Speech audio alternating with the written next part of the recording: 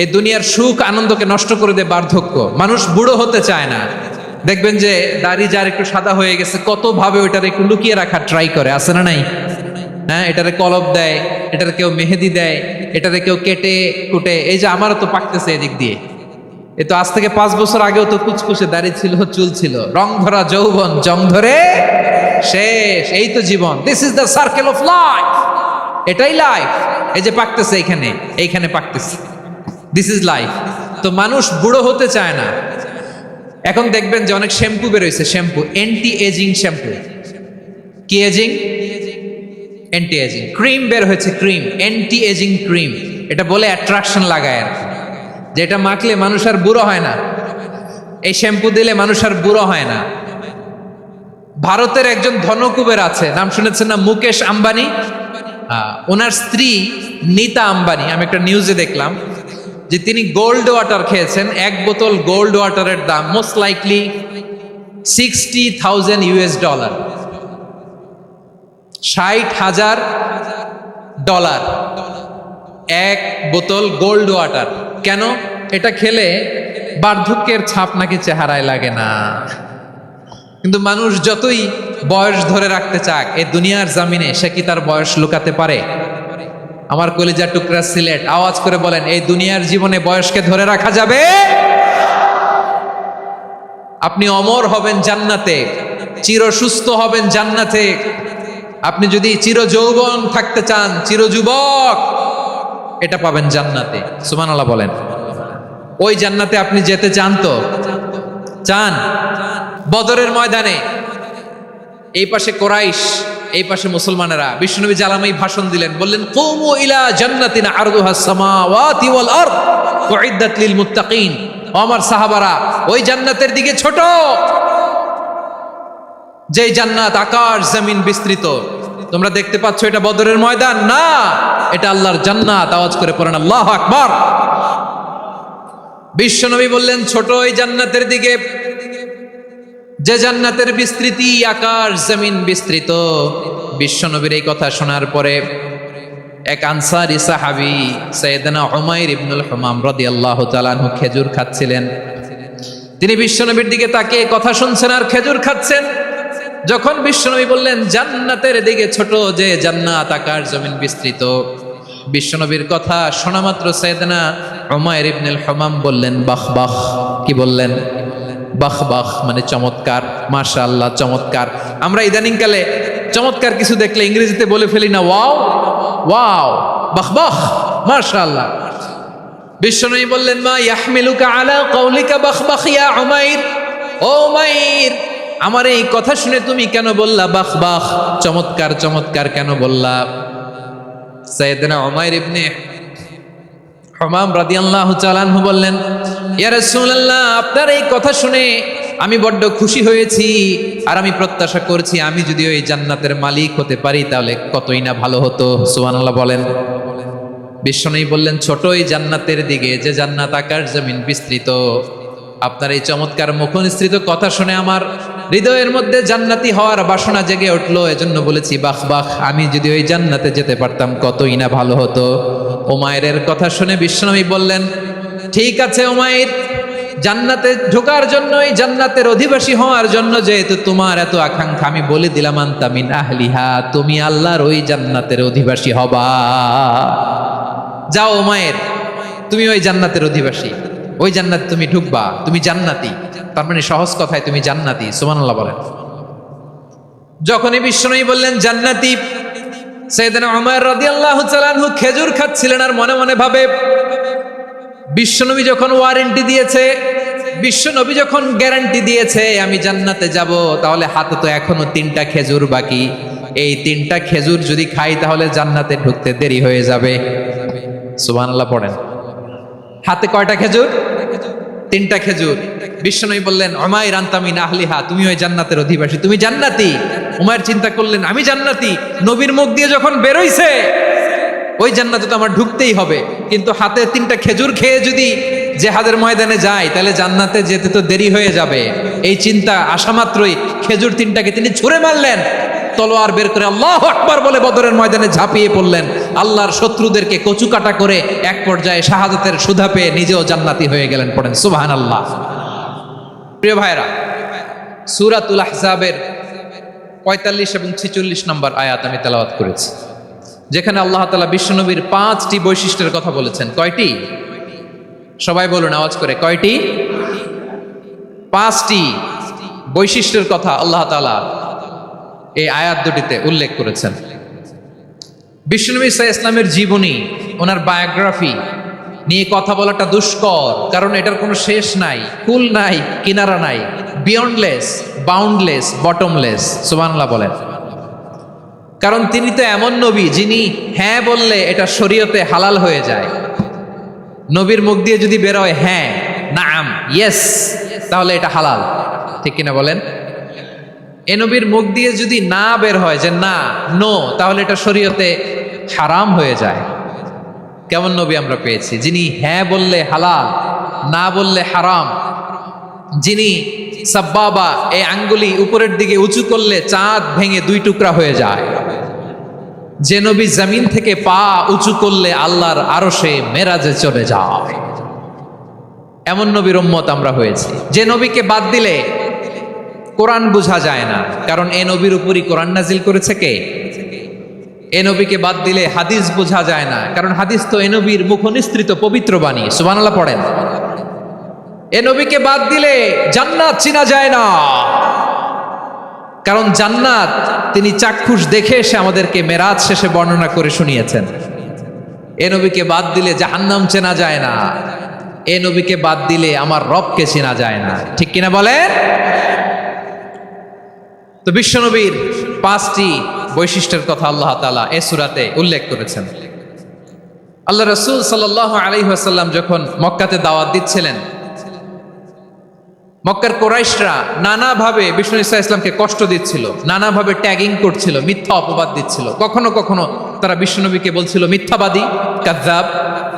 কখনো বলছিল যে তুমি হচ্ছে জাদুকর, সাহির।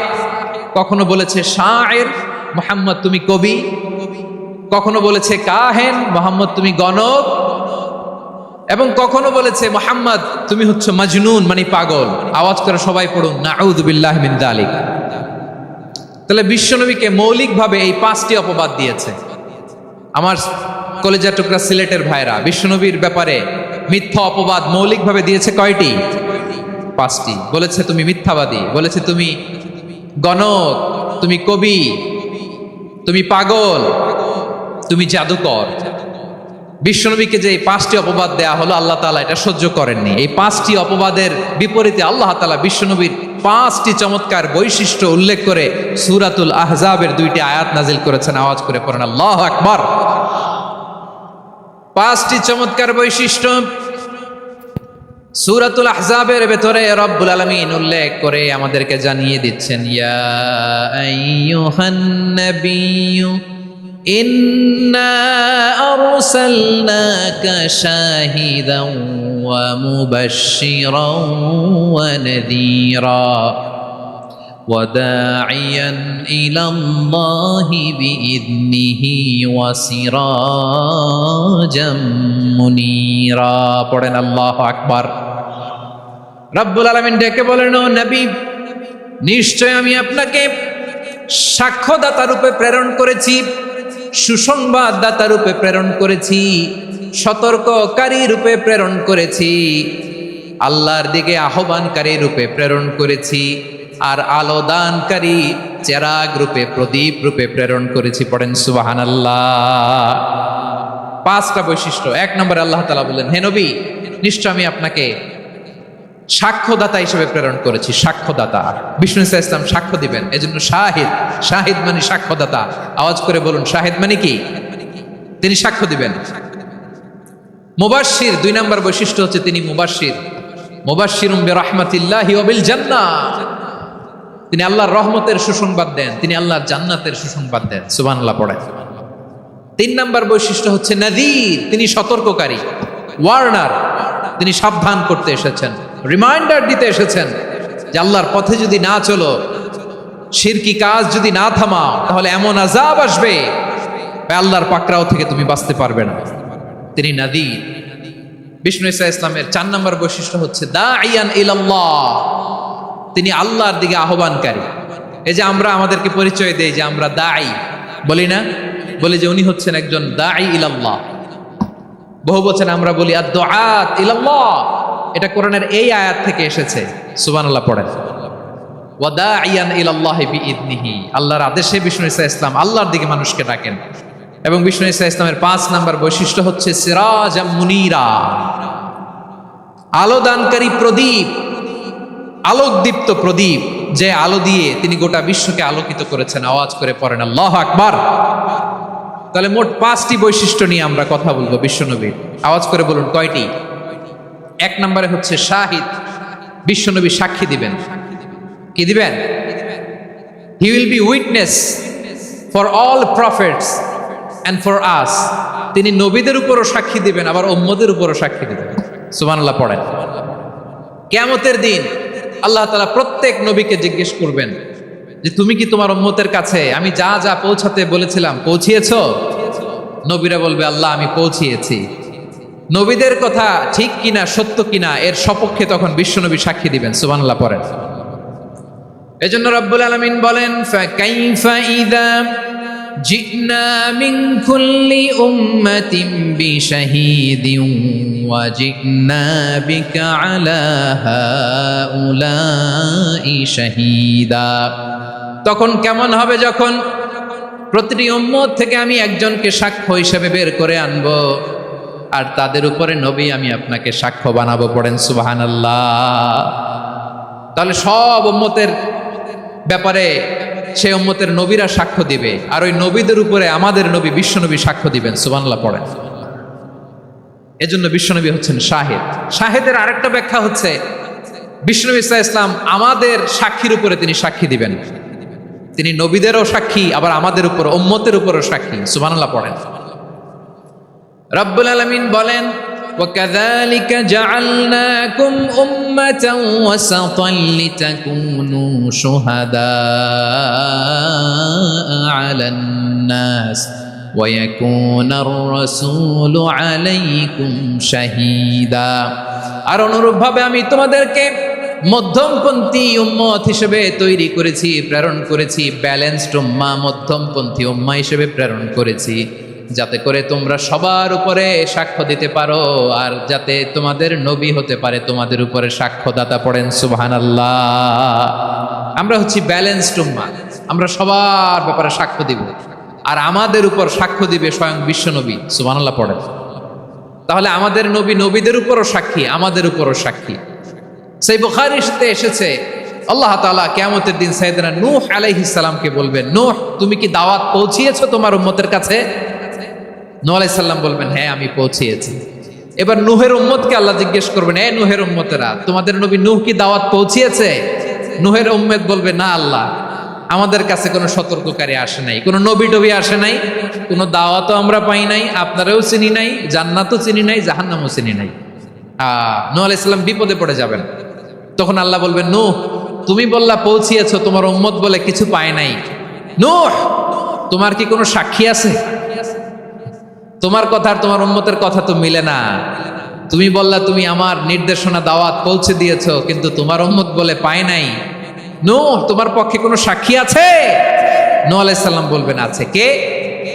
উম্মতে মুহাম্মাদি। তখন আমরা বলবো আল্লাহ, আল্লাহ নবী নূহ আলাইহিস সালাম তিনি আপনি যা যা বলেছেন ঠিক তা তা তার উম্মতের কাছে পৌঁছে দিয়েছে।